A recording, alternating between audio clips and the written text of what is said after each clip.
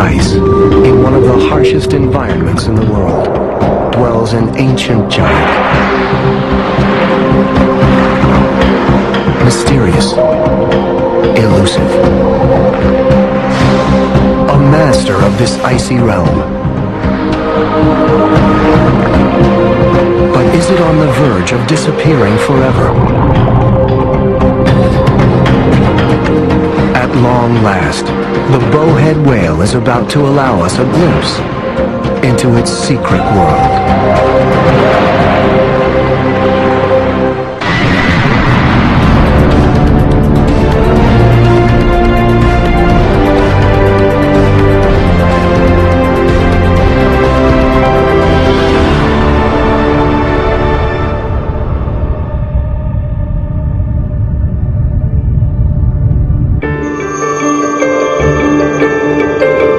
Beneath the Arctic's layers, the bowhead whale dwells in a universe where few humans would dare go.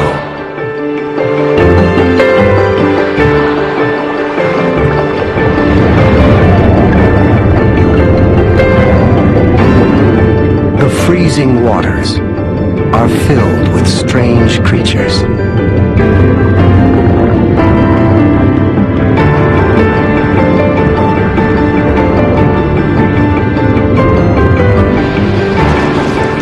But the granddaddy of them all is the bowhead whale.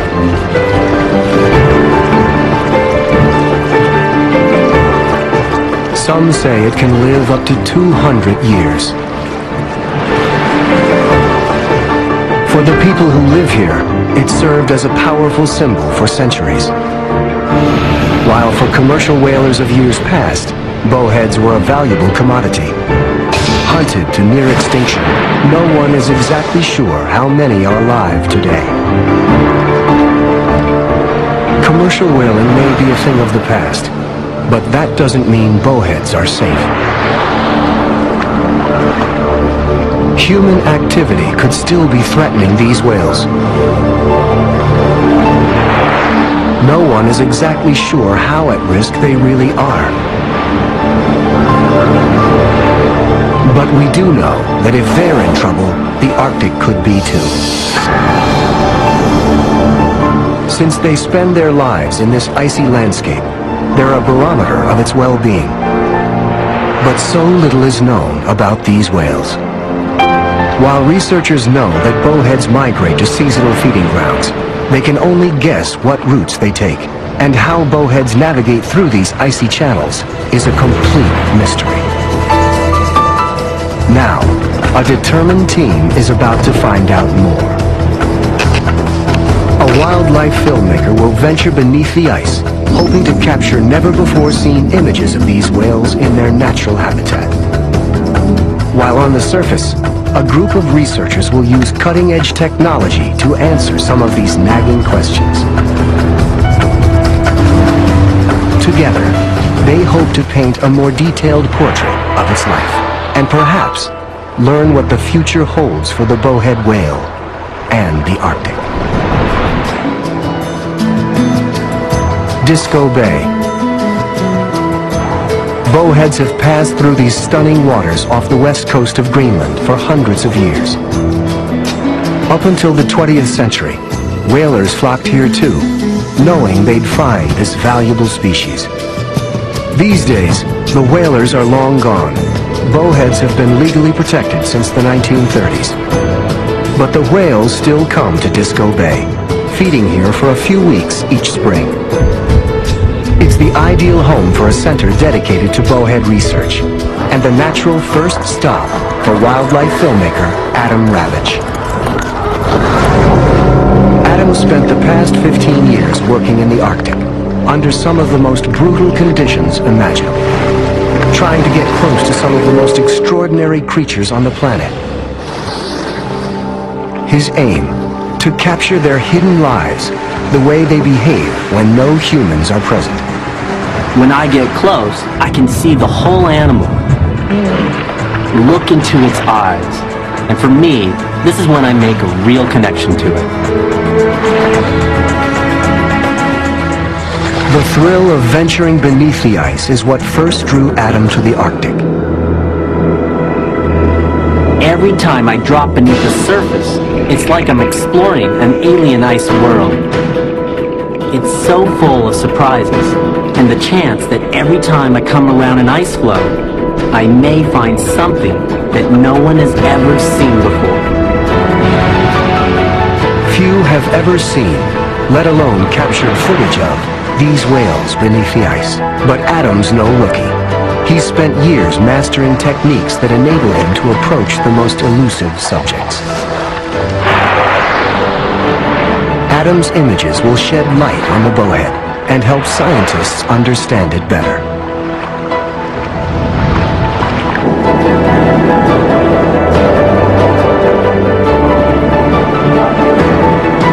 In the past decade and a half, Adam's caught only fleeting glimpses of these whales.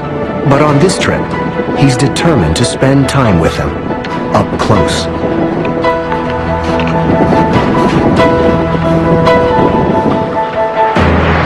It won't be easy. The Arctic is one of the most dangerous environments in the world for humans, especially below the ice.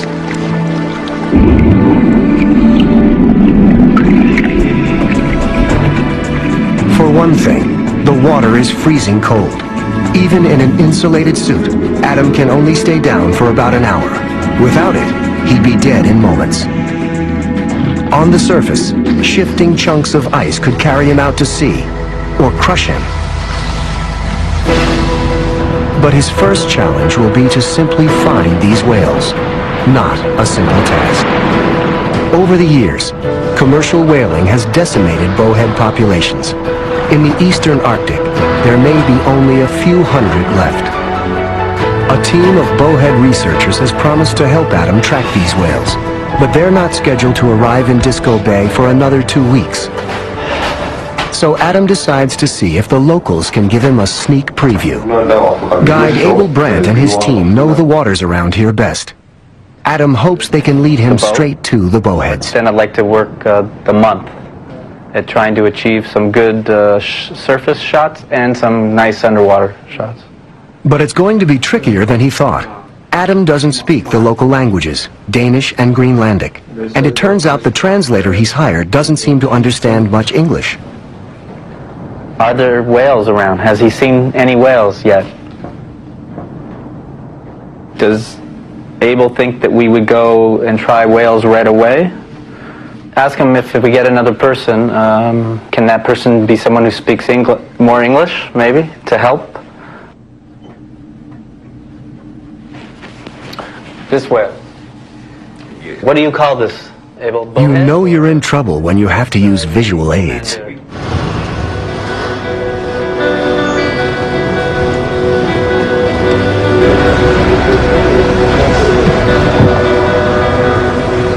When they finally make it out onto the water, Adam tries everything to make himself understood. Dictionary. Yes, dictionary. Can I look?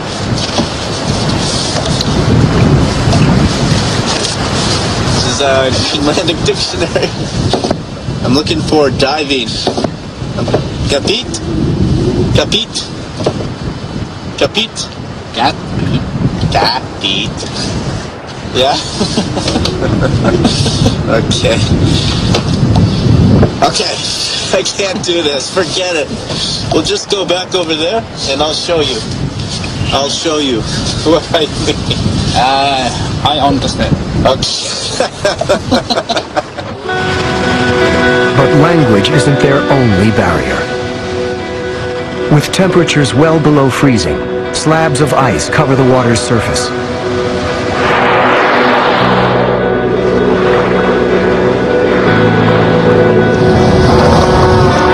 For 2 long weeks, ice clogs the area, and it's slow going.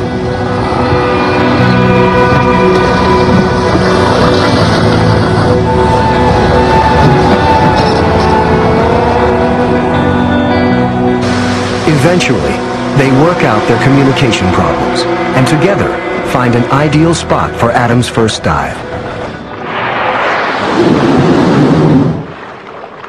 Suddenly, 2 bowheads surface, perhaps a sign that Adam's luck is turning.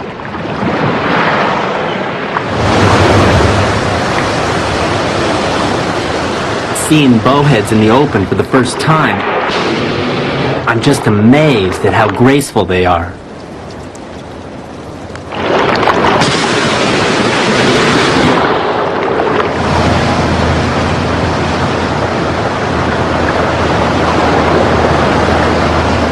Adam hopes he'll be able to draw closer underwater.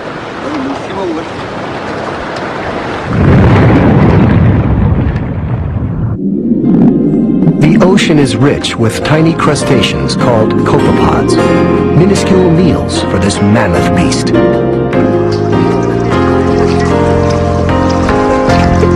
But this snack doesn't lure the whales any nearer, so Adam moves toward them. But every time he gets close, they dive.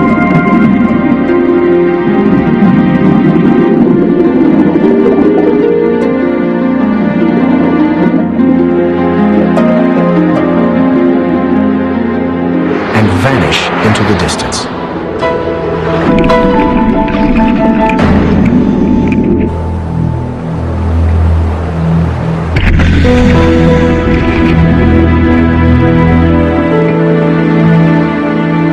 Hours go by, and Adam's just about had it. Then, suddenly, he spots something in the distance.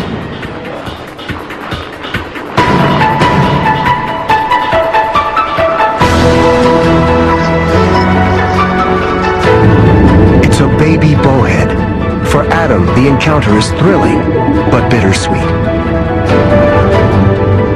Face to face with the baby, all I get is a quick glimpse, and I wonder, am I looking at the last of its kind? Then, with a couple flicks of the tail, it's gone. For the next 2 weeks, Adam keeps trying.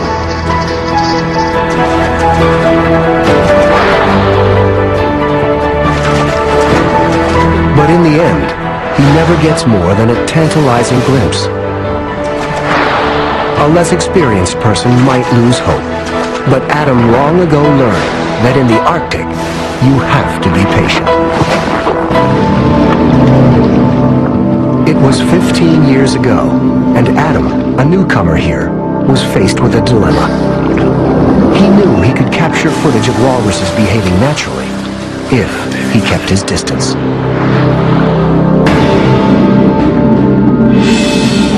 But once he moved in close, their behavior changed. With a human around, they'd lash out or flee. He was beginning to think he'd never be able to film the animal's genuine behavior up close.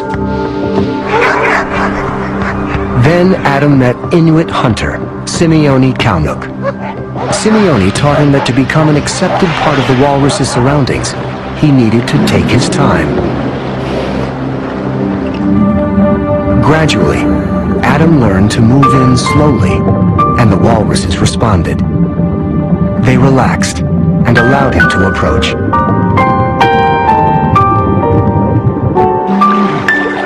As a result, Adam was able to capture some of the most tender moments in their lives.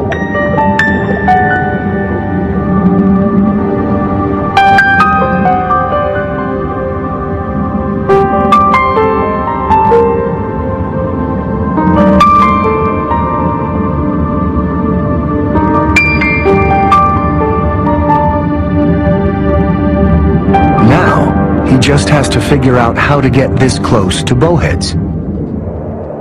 If the local guides can't get him there, maybe some state-of-the-art science will do the job. In Disco Bay, the team of researchers Adam's been expecting has arrived. Led by Danish biologist Mads Peter Heidi Jørgensen, they're conducting exciting new research on bowheads. And while they're here, they've agreed to help Adam find these whales as well. Mads Peter is a researcher with Greenland's Institute of Natural Resources. That time is 2:27. He wants to know where these whales go and when, so it'll be easier to keep track of how many there are. Despite years of research, Mads Peter has yet to get a full picture of where these whales go. tracking them under the ice is a formidable challenge. They've been using satellite tags to monitor the whale's movements, but there's a problem. The tags keep getting knocked off.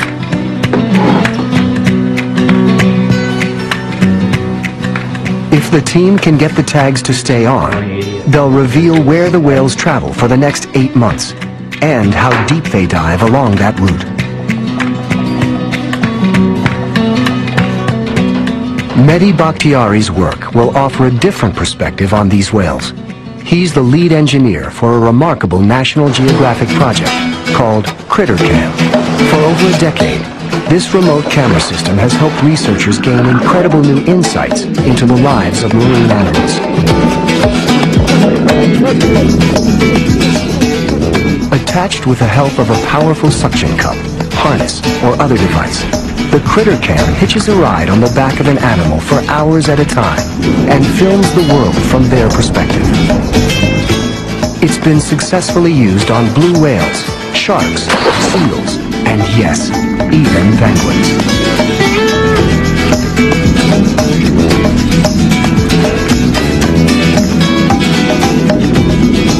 But never on a bowhead.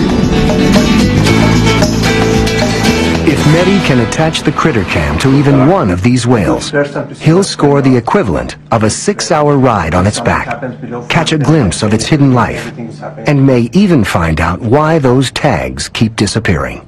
But I'll be out on board. It's going to be harder than they thought. Even though it's May, the harbor is clogged with sheets of ice. But the team can't afford to wait for the ice to clear. The Bowhead will depart for new waters in just a couple weeks.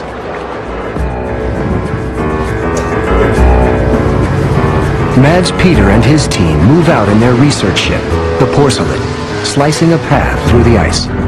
Adam's right behind, along with a convoy of local fishermen happy to take advantage of the new opening. Rush hour traffic in Greenland.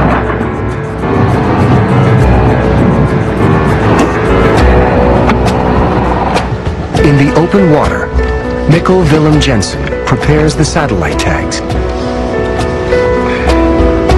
A barb is used to attach the tag to the whale.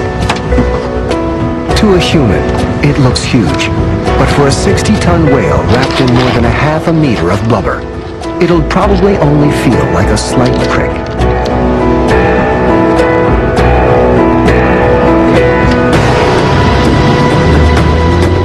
The seas are rough, but there's no time to wait for perfect conditions. They'll have to tag 10 whales before their work is done.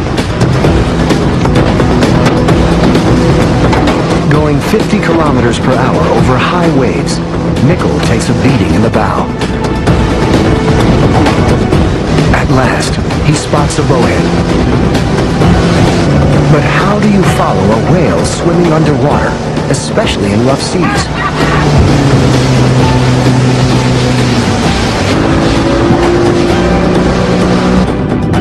Mikkel tracks it by watching for the footprints, or eddies, left by its tail.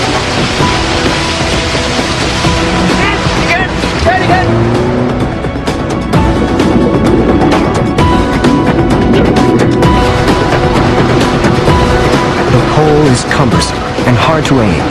Mikkel's got to wait for just the right moment.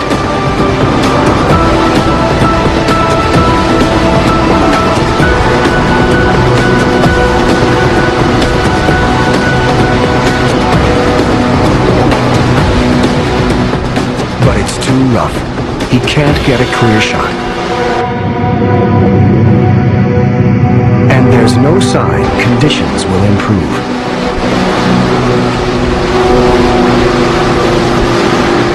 So I say that we hit home and call it a day, a very short day. Okay. They can only hope they'll have better luck in the morning. While bowheads are scarce today in the waters off Greenland, they may have once numbered over 12,000. They were called right whales, since whalers thought they were the right ones to hunt, for a number of reasons. Because they're slow swimmers, bowheads were easy marks. The fact that their bodies floated after being killed also made them prime targets for hunters. They were highly valuable as well.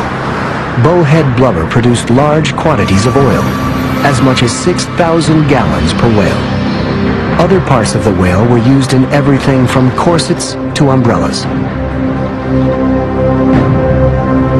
But by the middle of the 20th century, commercial whalers had almost hunted bowheads into extinction.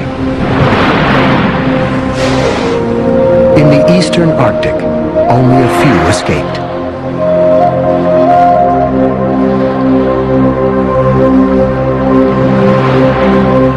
This bowhead could be 200 years old. It may have witnessed the slaughter of the 19th century firsthand.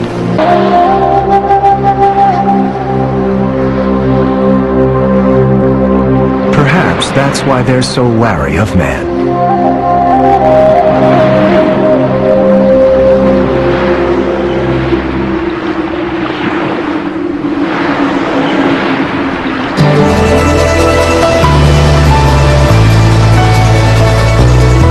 The next day, the ocean is calm and clear of ice, and the team is determined to tag its first whale. Adam studies their technique and films the action.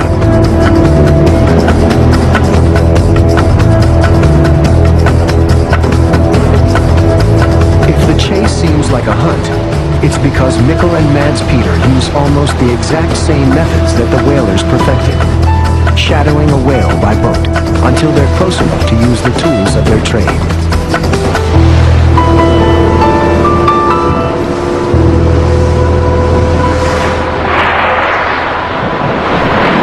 A whale rises in the distance, and they're off. Here they go.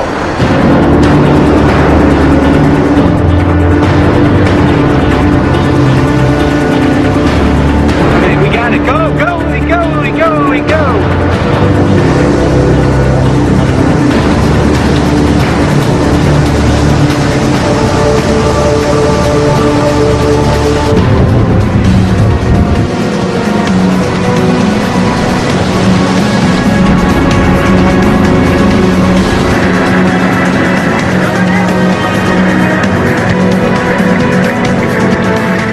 First tag doesn't take. Closer, Suey, closer. Time and time again, they come close and just miss. But the team doesn't give up. They need to place these tags if they're going to track the whales this year. Come on, come on, come on, one more time. Come on, come on, come on, come on, come on. Finally. Got it. Success.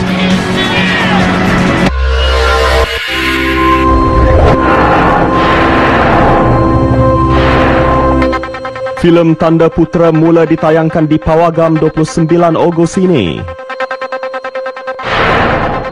Kenyataan hina yang di Pertuan Agong, beberapa pihak lagi tampil buat laporan polis. Paparan penuh dalam Berita Nasional 8 malam ini.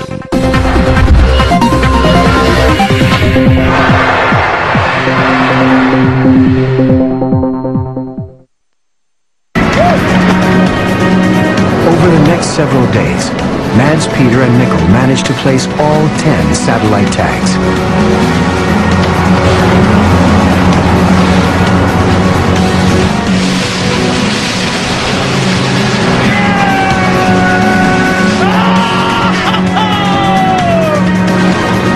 And just in time, the bowheads they've tagged show signs that they're ready to move on. The team suspects the whales are headed northwest to Canada's Lancaster Sound. Adam wants to get there first to film the bowhead's arrival. Mads Peter's group remains behind to track the whales with data sent back by the satellite tags.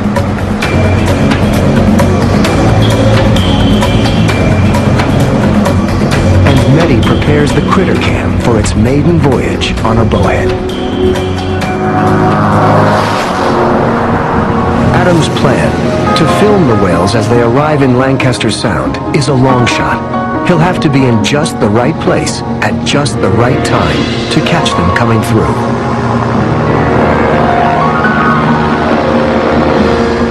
Modern science may give him a general idea of where to look for these whales, but if he's going to find them, Adam will need a little extra help from a people who know the bowhead well, the Inuit.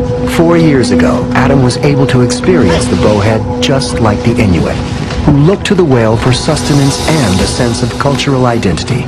Adam's teacher, Simeone, had passed away, but his widow never forgot her husband's friend. She invited Adam to participate in the celebration of a traditional Inuit bowhead hunt.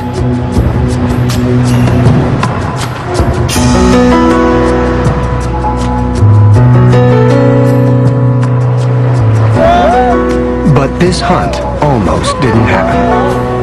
In 1979, with bowhead numbers alarmingly low, Canada effectively halted all hunting of this species. Yet the Inuit knew it was commercial whaling that was mainly responsible, not their small-scale, traditional hunts.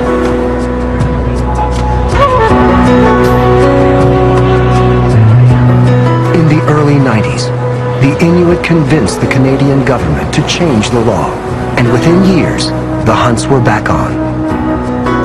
Since then, the Inuit have legally hunted one whale every 2 years.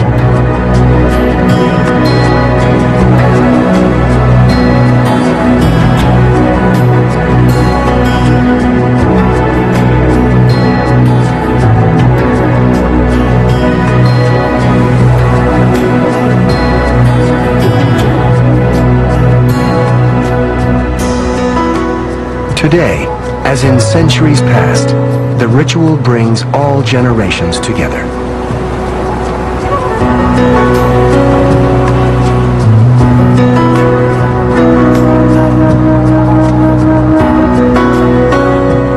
This transfer of knowledge from generation to generation is an ancient tradition, forging a link between the past and the present.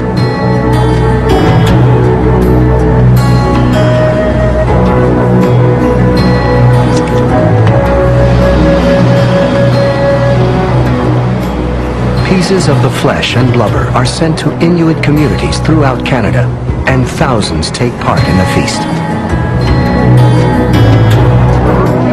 This was Adam's first chance to see this whale up close. He witnessed the intimate bond between the Inuit and the bowhead, a creature that has provided them with sustenance for thousands of years, and served as a symbol that binds their culture together. Most important of all, he learned a critical Inuit secret. To find bowheads, they said, he should look for beluga whales, since the two are often spotted together.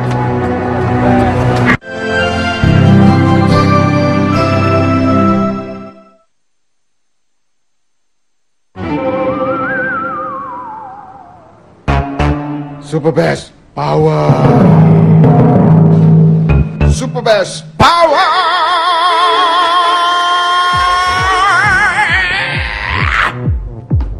Super Bass Power. Super Bass Power. Super Bass Power. Super Bass Power. Layari superbasspower.com.ny.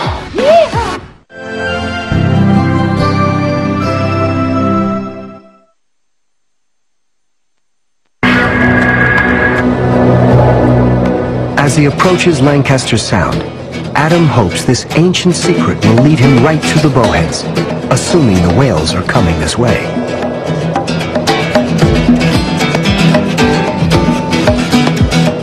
If the whales show up, Mads Peter and his team will have gathered some of the first scientific evidence that bowheads journey in just 10 days, 1,600 kilometers from Greenland to Canada.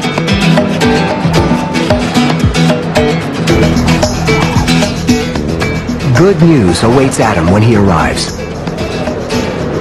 It's the end of June, and for the first time in years, ice still chokes off the Northwest Passage this late in the year. The whales will be forced to wait along the floe edge for the ice to break up before they swim on to their summer grounds. This traffic jam should give Adam a great opportunity to film bowheads, if and when they make an appearance. From the air, Adam scans for wildlife, searching for signs that this is a healthy habitat, one that will provide safe passage to the bowhead. He catches sight of one of the Arctic's most unusual-looking animals, the narwhal. Using 2.5-meter tusks that sprout right out of their heads.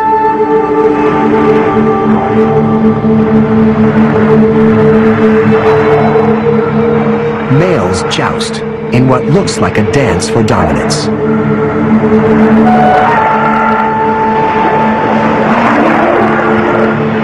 The tusk, which can weigh a hefty 9 kilograms, is actually the male narwhal's left front tooth. Its use remains a mystery.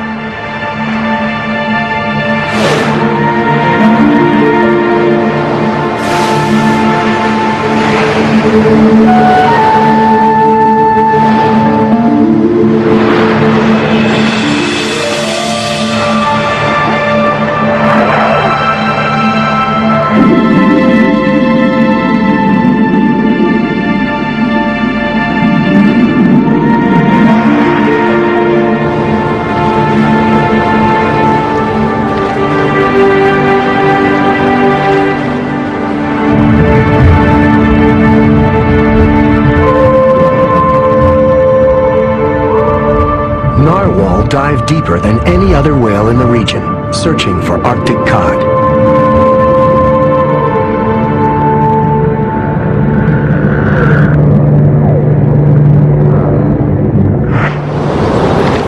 Little else is known about these mysterious whales, but if they're doing well here, bowheads may thrive in Lancaster Sound too.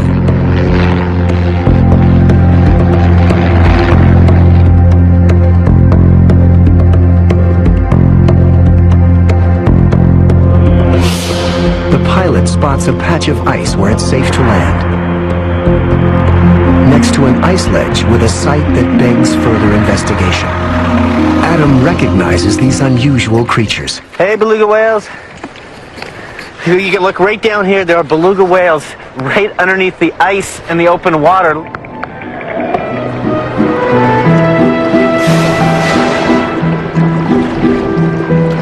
As he slips into the sea, the white whales surround him. If belugas and bowheads do swim together, as the Inuit believe, it looks like Adam might finally find what he's been looking for. I don't know too many playful animals in the Arctic, but belugas seem to enjoy a good game of cat and mouse. Every time I get close, they back off.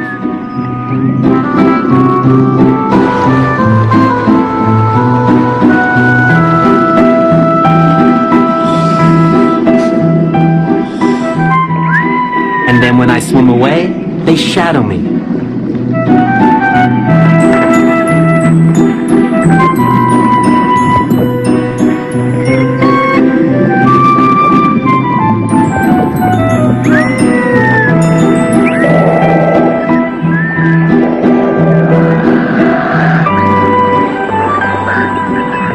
These incredibly social whales can alter their facial expressions.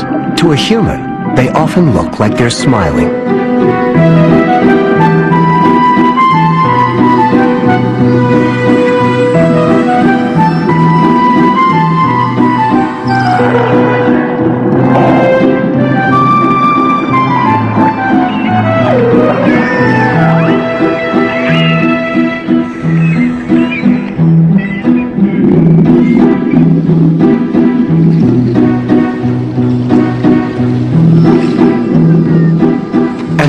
Of noises they can make is legendary. Belugas are often called the canaries of the sea.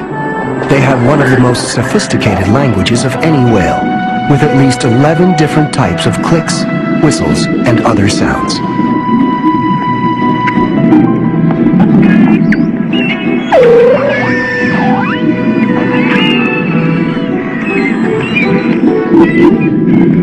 After playing for a while along the edge of the ice floe, the belugas disappear under the shelf.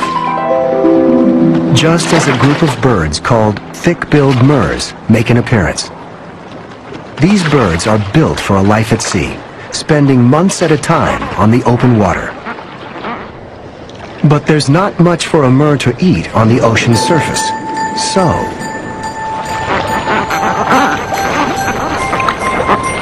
they plunge as deep as 120 meters in search of fish and crustaceans.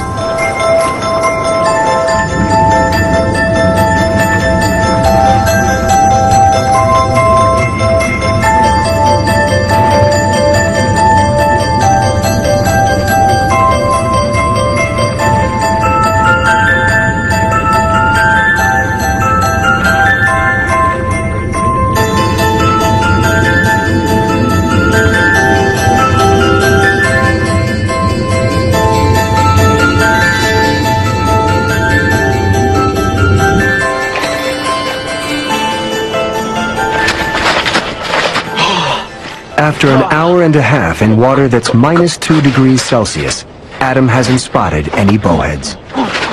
Maybe they just haven't arrived yet. Adam doesn't have time to find out, because the weather is changing, and his pilot is anxious to get them off the ice. They'll have to wait until morning for another dive.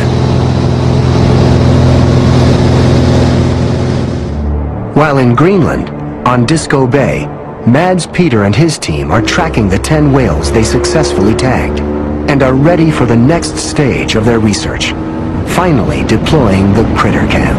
Using this camera, which attaches to marine animals with a powerful suction cup, they hope to get an inside look at the world of a bowhead whale. Mehdi has spent 8 years perfecting the critter cam and its waterproof housing, but there's no guarantee he'll be able to attach it to a bowhead.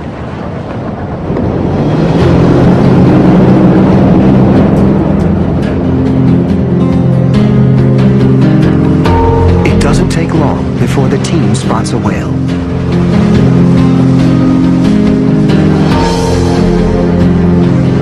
They follow its footprints, waiting for just the right moment.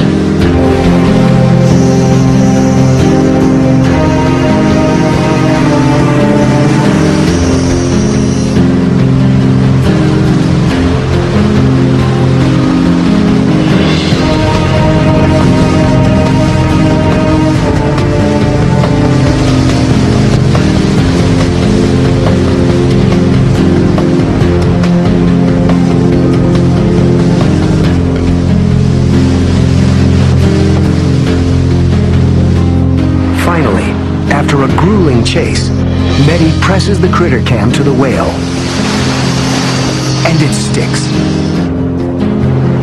In 6 hours, the suction cup will automatically release. The team hopes they'll get a glimpse into the secret life of a bowhead whale.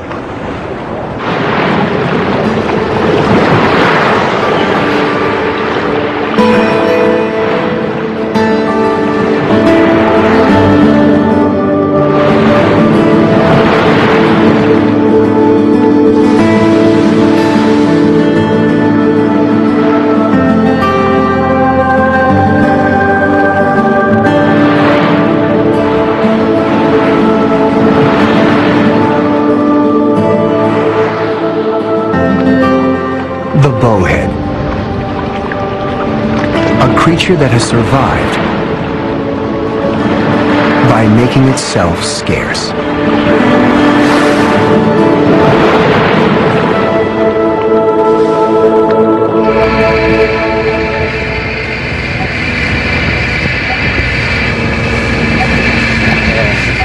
Six hours later, Mehdi gets the signal that the critter cam has disengaged from the whale and is floating on the surface. Oh, yeah! They've got the machine, and it seems to be in good shape. Yes!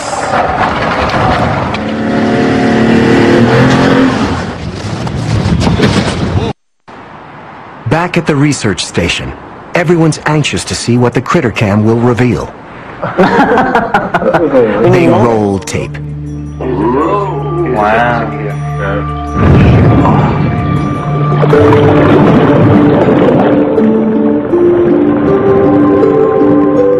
This is the first time any human has seen the world from a bowhead's point of view.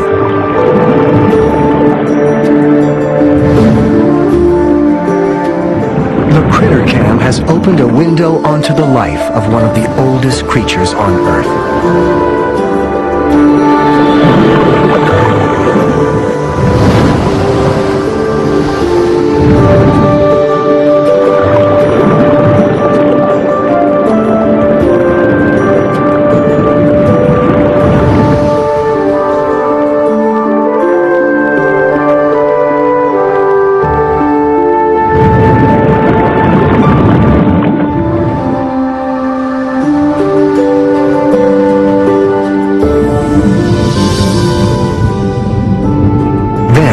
Something comes into frame.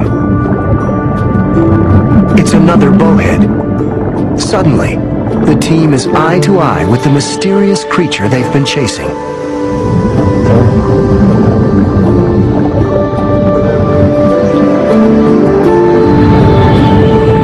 The critter cam reveals the bowheads bumping together, proof that these often solitary animals interact in the ocean's depths. Then, one seems to deliberately sideswipe the critter cam.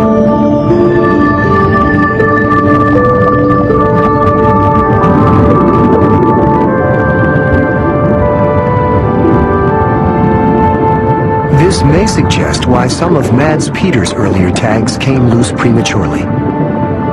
The whales might be inadvertently knocking the satellite tags off one another. Mads Peter is worried.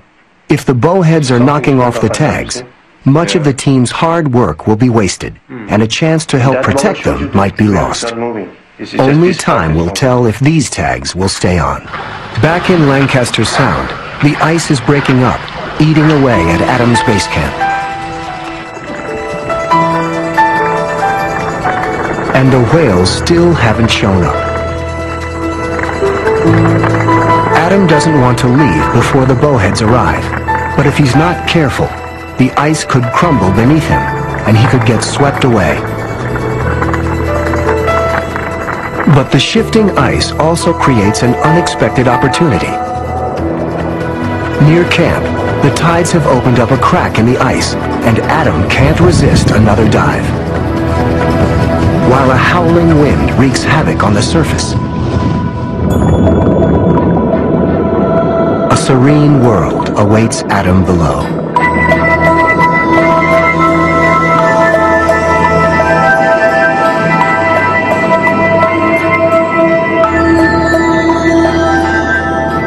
Huge caverns, cathedrals draped in curtains of green algae. Swarms of shrimp-like creatures fatten up on the algae.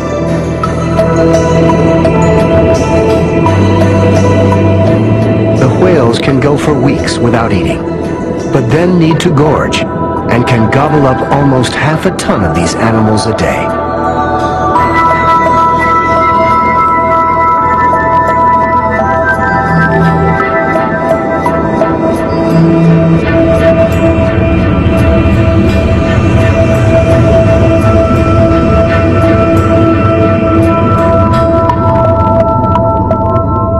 Down here, it seems more like the Caribbean than the Arctic.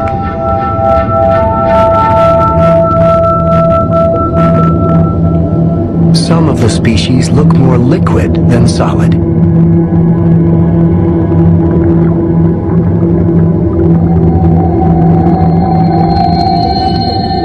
In these inky depths, strange organisms produce light shows through a chemical process called bioluminescence.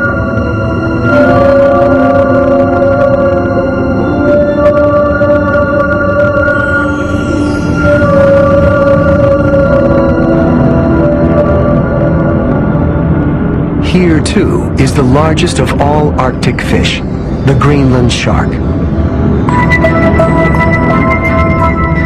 Growing to over 5.5 meters, this massive shark has forged a strange relationship with a tiny, wriggling parasite. The parasite, a type of copepod, clings to the shark's eye, feeding on it and partially blinding it. But in return, the parasite's wriggling may lure in prey.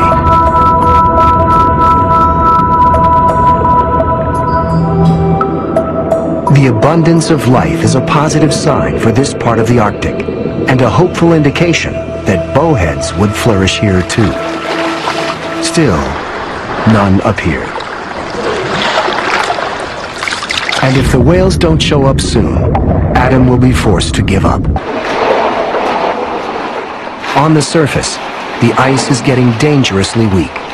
Adam will have to break camp. Got crammed. Where should I sit? Got no wings? Got it? Time is running out.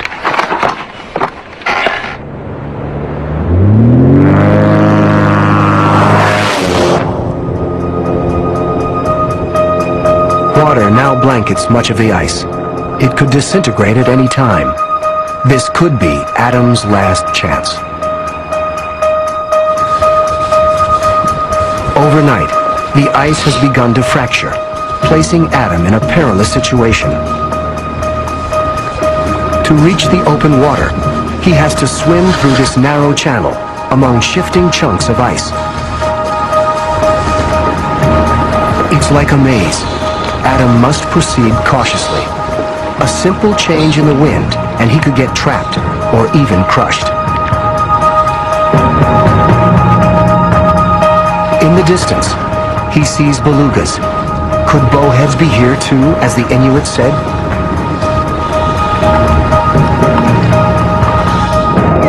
As he gets closer, the belugas seem to multiply.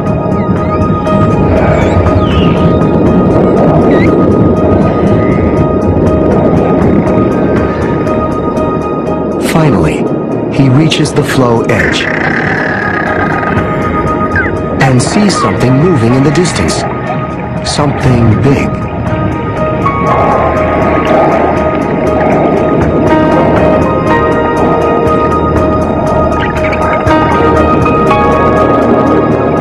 As he gets closer, he realizes it's what he's been hoping for all along, a bowhead whale. And to his delight, the whale doesn't seem to be afraid.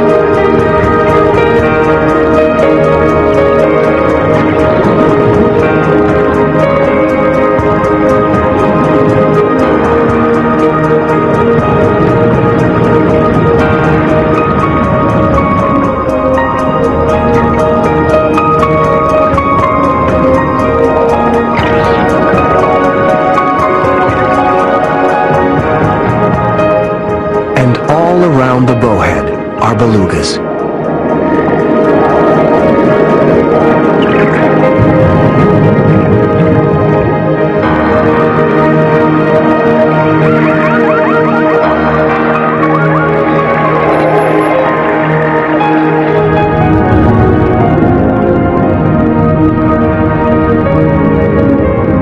The cavernous mouth opens, and the whale feeds.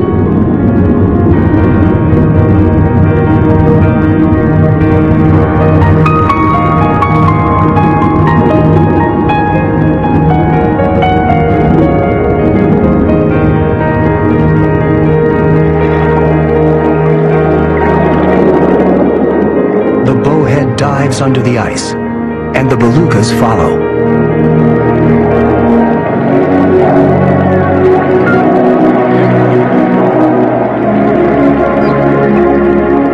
For Adam, the encounter has been the fulfillment of a long-standing dream, an intimate view of a bowhead whale, made possible by a combination of modern technology and age-old Inuit knowledge. From here, the bowheads will continue their travels, but where are they going? Thanks to the satellite tags, the team will finally have an answer. Over the next several months, the tags remain on the whales and continue signaling their position. After their start in Greenland and passage through Lancaster Sound, some of the whales will continue all the way down to Hudson Strait, a nearly 4,800-kilometer journey that will take them 6 months. Now that more is known about their migration routes, researchers will be better able to study and protect this species. Despite the pressures on the Arctic, these bowheads seem to be thriving, and new surveys are even more encouraging. Worldwide, there are more bowheads than we once thought. They seem to be making a slow, steady comeback, and there could be over 10,000 alive today. The same whales that withstood the slaughter of the 19th century could be witnessing the revival of their own kind.